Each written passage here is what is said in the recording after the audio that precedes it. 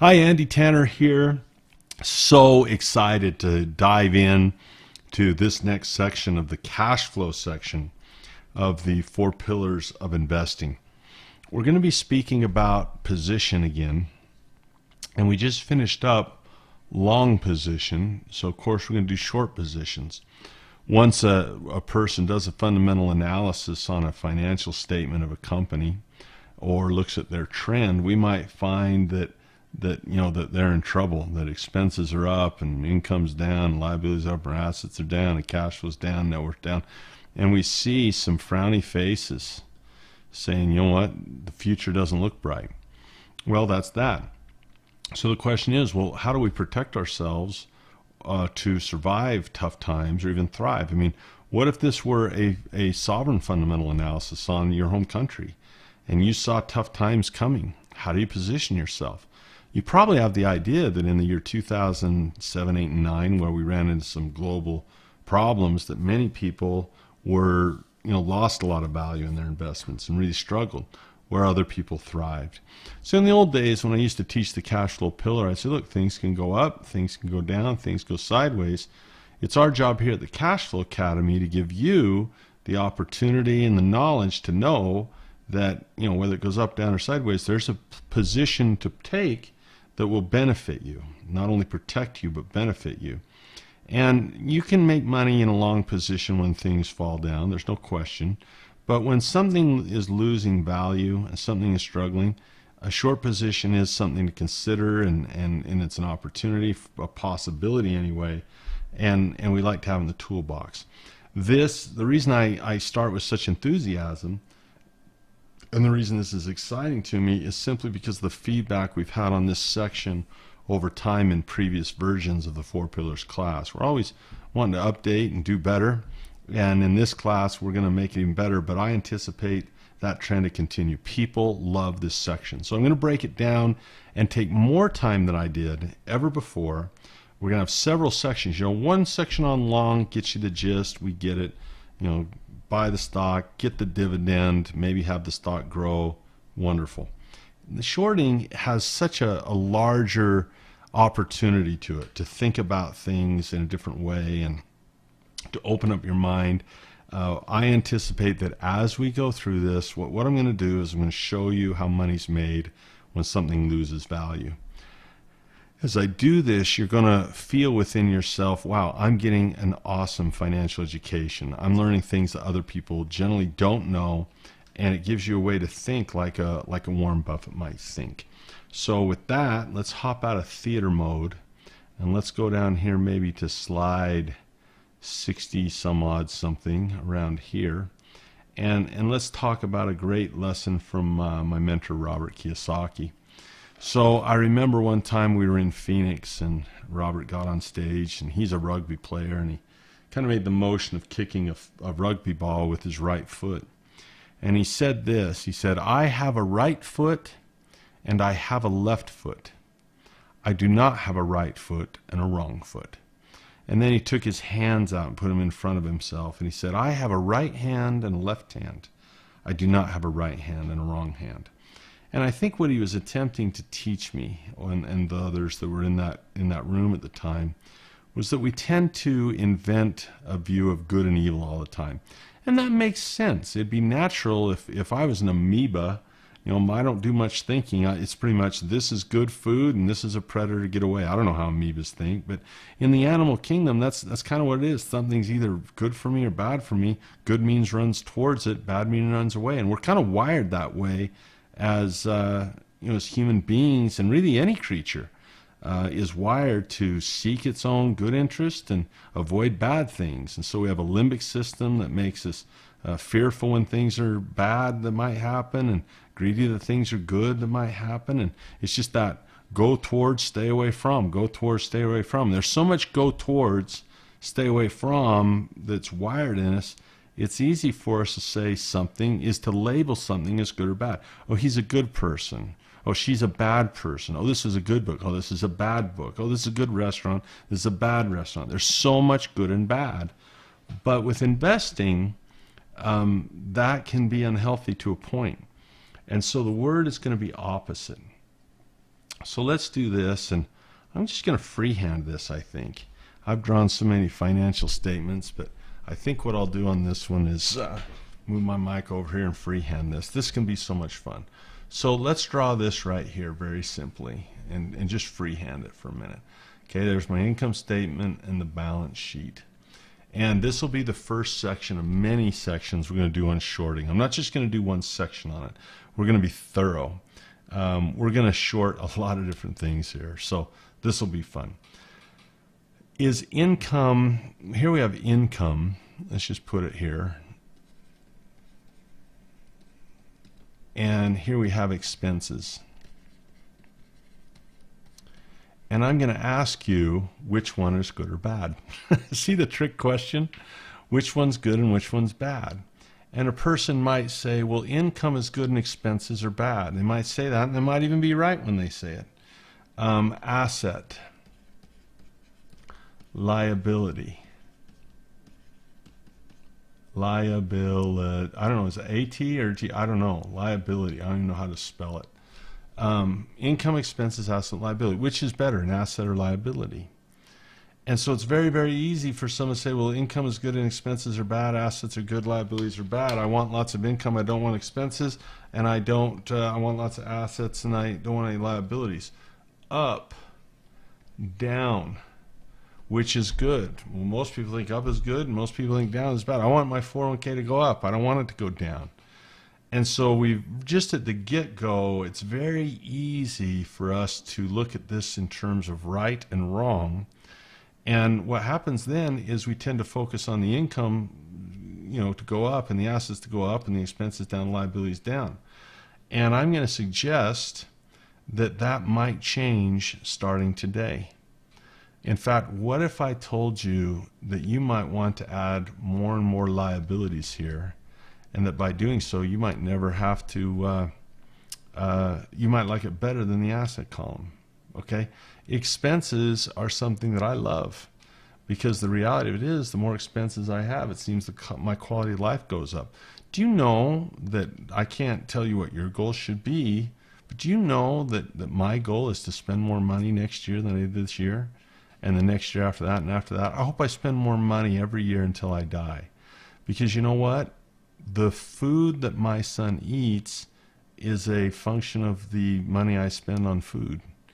And the travel that we have is a function of the money I spend, not the money I make. It's really interesting. Making money doesn't bless my son's life. He only gets blessed when I spend it. In other words, money in the bank doesn't do anything, and money in an asset doesn't do anything. Until you spend it, you don't get the medicine, the food, the clothing, the experiences. I have to spend the money to now sure, I have to earn it to spend it, but I like spending money because it's the quality of my life. And that sounds weird. I like spending money. It sounds weird. So what my invitation is to take Robert's lesson, and let's not look at income and expenses as good or bad, or assets and liabilities. Let's do a paradigm. One of the promises I made you when we started this course, I would create context, because when we create context, we learn better. The context is the soil, and the seed goes inside the soil. If we prepare the soil, we'll understand this. So this is all this rigmarole here about opposite is to help you see this in a neutral way. And once you see in a neutral way and get rid of the good and bad, then imagine this. Now when the stock market goes down, you might be happy because there's an opportunity there. And when the stock market goes up, you might be happy. And all of a sudden, they're both good things. See that? There's not a fear or panic of it going down. Right now, if you have a 401k or an RSP or superannuation, you might say, gee, I hope it doesn't, I hope the economy stays up. I hope it goes well. Some people think losing my job would be bad. Well, actually, it might be the best thing that ever happened to you because now you don't have to go to work anymore and build someone else's dream. You follow? Bad things, good things, I just like to look at them as opposite. So big, small, short, tall, smart, dumb, up, down, income, expense, asset, liability. Let's not look at these as good or bad anymore. Just for a moment, let's feel ourselves getting financially smarter by looking at them in a certain way. Income and expenses gives me what we call earnings, or we'll call it cash flow for now, or net earnings. And asset minus liabilities will give me a net worth number. And so what is the opposite of income? Expenses. What is the opposite of expenses? Income. Let's not look at them as income being good or expenses being bad. Asset minus liability. What's the opposite of a liability? An asset. What's the opposite of an asset? A liability. What's the opposite of cash flow? Net worth. Now watch this. What's the opposite of up and down? Now watch this. This could be a key moment for you. It seems simple because it is simple, and that's our promise, to be simple. And yet at the same time, it's very profound, and it's something that nearly 100%, in the high 99s here, nearly 100% of the investors I speak to miss this because they're so caught up in building the asset and getting rid of liabilities. And watch this. It's about what we acquire. So an asset are things that we own, and we talked about that long position before. And obviously if we own things, we'd like them to go up. A liability, this is key, are things that we owe. So we could put those as opposites, couldn't we? As antagonists to each other. The things that we own pitted against the evil things that we owe. And you see the good and bad already is the idea that I don't want to owe anybody anything, and I'd like to own or control everything, right? I'd like to own more real estate, own more stocks, own more power, but I don't want to owe anything to anybody. See the good and bad that comes in? And so it distorts our brain from the opportunity. Well, I'll show you something that you might find interesting. Let's use a blue arrow here, and I'll just do it this simply. If this goes up right here, what happens to my net worth? It goes up. Okay? Now watch this.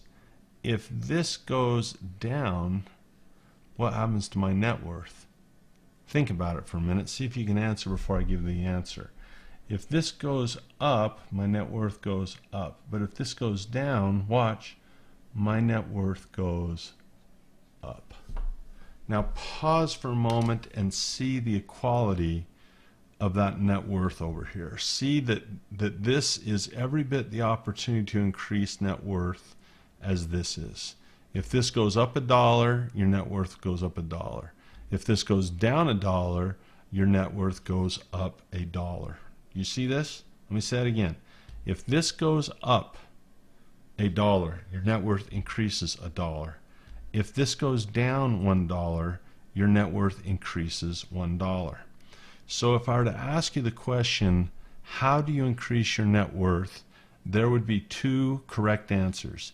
Andy, I can buy something. Watch this. I can buy something that increases by $1, or equally effectively, I could borrow something that is going to decrease by $1. That is fascinating to think about. And it's a very simple lesson, but it is a lesson that people don't see. When they ask me the question, they seem perplexed. Andy, how do I possibly make money when something is going down? Well, it's very, very simple. Let me put it to you again. Repetition is the mother of learning. If I buy something and it goes here, the moment I buy it, it goes here. And if I buy it and it goes up in value $1, then my net worth will go up $1. But if I borrow something and it goes down $1, my net worth increases $1. So I'm going to repeat it again. If you'd like your net worth to increase by $1, what are your choices?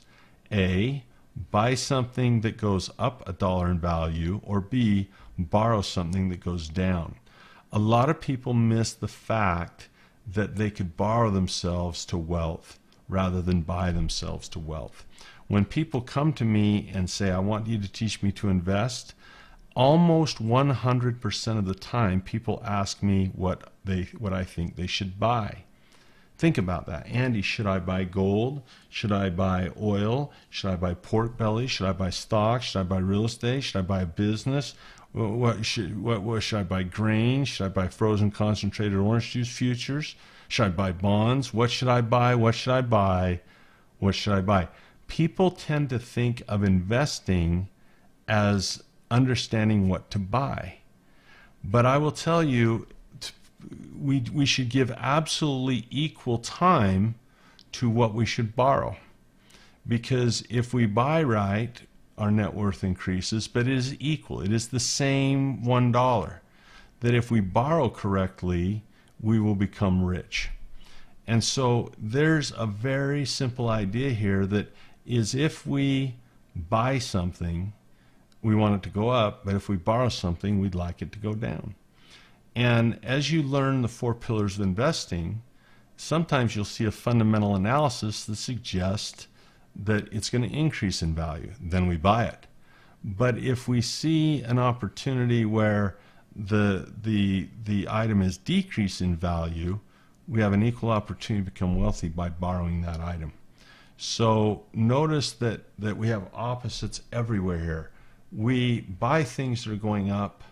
We borrow things that are going down. Now let's look at let's put a circle around this because I don't want to mess it up. This is turning into be a pretty good looking chart here actually that we freehanded. So let's not mess this up. Let's take a picture of it so we have it and so we can refer to it and so we can keep it like this. See, that's what we want to do.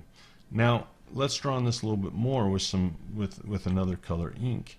What if the thing that we own went down in value? Then our net worth would go down. And what if the thing we borrowed went up in value? Then our net worth would go down. So the reward is when we buy up stuff and borrow down stuff, and the risk is when we buy down stuff and borrow up stuff. Does that make sense? So we're going to stop looking this in terms of it's good to own things and bad to borrow things. No, it really doesn't matter to me. We're just going to say, look, if it's going up, my preference is to borrow it or to buy it and own it. And if it's going down, my preference is to borrow it. The risk is if it goes the other way. Notice how they're all equal and opposing. This is a story of opposites, not necessarily evil and good, even though evil and good are opposites. So I'm going to let you think about that for a minute. Don't overthink it. If you wanted to put some numbers in here, we absolutely could. We could say, let's say we own something that is 10 and it goes to 11. That would increase our net worth by $1. But let's say we owed something that was 11 and now it was only, and we were able to take that liability down to 10. Well, guess what? That would give us 1 as well. So it doesn't matter, whether something goes up or down. Think about this. It matters whether you bought it or whether you borrowed it. And so this is kind of fun stuff. So here we go. We'll come back to this. Okay, we're going to come back to this. In fact, I've kept this for this purpose, but I think this is a good stopping point. Okay, I very much believe that if you just pause and think about this and say, is there anything I'm missing on this? Anything I'm missing yet? And let your brain have time to get your head around it. You might have some epiphanies. In fact, let's give you one more before we take a little break here. Think about this idea. How much money do you have to buy something? Well, you've got to have whatever it costs, right, to buy it. And so buying requires cash. How much cash do you have to borrow things? Well, I'm not using any cash here. You see this? So over here, I've got to have, some amount of cash right here. Well, which is easier for the person who's just starting out to go into a bank? Is it easier to deposit money if you're broke or to borrow money if you're broke? Now, the engineer in the class is always going to say, well, it takes money to make money. You're going to have to prove the bank. Look, I get that. I understand. The bank's not going to loan you money if you can't pay it back. But the idea of being able to start with nothing, and not to have to allocate my money to something, that is an interesting concept. How fast, let's talk about speed for a minute. Let's talk about speed. How fast can you buy things? How fast? What's the constraint? Let's say that you wanted to come up with $100,000. How long does it take you to put $100,000 in the bank by working at a job right now? Maybe it takes you 6 months, maybe it takes you a month, maybe it takes you 4 years, whatever. It depends on what your income is. Maybe it takes you 2 years. How long does it take for you to come up with $100,000? How long does it take to save $100,000 for you? Write down the amount of time it'd take to save $100,000. Okay? Now watch this.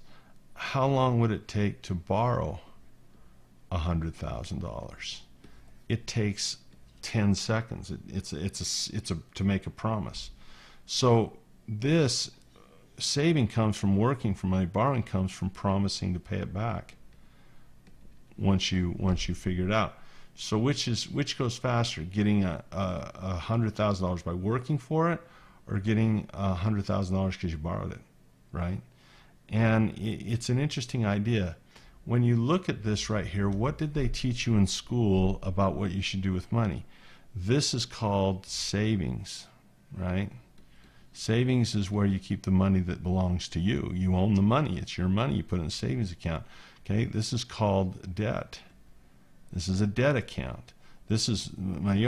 And what do they said is good and bad? They've said saving is what? Is good, and debt is what? Bad. That's what they've taught you. Guess what? What direction do you think the value of the U.S. dollar is going? Do you think in the future the value of that U.S. dollar is going to go up or down? See, people that are giving that advice to save and not use debt don't understand the reality of this math. And why in the world would you recommend saving money if it wasn't increasing in value? And so it's a really big mindset shift. It's not because it'd be hard to understand. It's because most people's context is so far off that seed can't be planted in their ground and grow. It's not that the seed isn't good. They reject the seed, not because the seed isn't good, but because the ground is barren. They say, look, this is a bad seed because it's not growing. And to me, I say, no, it's actually a good seed. It's just the ground is barren. And it takes no root, and the sun scorcheth, to speak biblically. And so the idea is that shorting is not a bad thing, but people reject it, not because it's not a good seed, but because their context is so brainwashed in saving good, debt bad, saving good, debt bad, that they have nervousness. Feel this context in your body right now before I move on, okay? Before I move on. Borrow lots of money. Borrow as much money as you can because it's going down in value. Does that resonate with you as positive, or does that resonate with you as negative? Is borrowing something scary for you? Is making a promise something that turns your stomach and makes you scared? It shouldn't. Because dollar per dollar, if you buy something that goes down, if you buy something that goes down, okay, that should be terrifying as much as borrowing something. You follow? Because dollar per dollar, at the end of the day, it's the same win or loss. It's just that borrowing is much faster and easier to do, where buying is hard to do because you got to come up with money to buy. You do not need to come up with money to borrow. So this, even if you don't understand it completely, or maybe you are having some aha moments, or maybe you're still confused, take inventory. See how you feel about this. But the one thing should be there. As early as I went through this, you'd feel like you're getting a financial education. Can you feel it? Can you feel that there are things here that people like Warren Buffett know that other people don't know? People that like Mark Cuban know that other people don't know? Do you feel like this is a world perhaps that the rich has been exploiting without your knowledge? while the schools have told you to save and stay out of debt because they say saving is good and debt is bad. Release yourself from the idea of saying, well, I have a right hand and an evil hand. Let's release ourselves of this falsehood that one of your hands is evil and one of your hands is good. No, they're just opposite. They just look differently. That's it. This is more reality and this is more fantasy, to have the good hand here and the bad hand here. No, it's just opposite. They're just opposite. Expense, income, asset, liability, cash flow, net worth, borrow, buy, owe, own, up, down. It's just opposite. So let's take a break and let you think about that for a minute. And then what we're going to do is we're going to do example after example after example after example. How many is that? 3? Example after example after example. Let's do 3 of them. No, let's do example after example after example after example. Let's do 4 examples of how this works and illuminate you to where you'll say, you know what, I understand why this section is a student favorite. Be back with examples in the next section.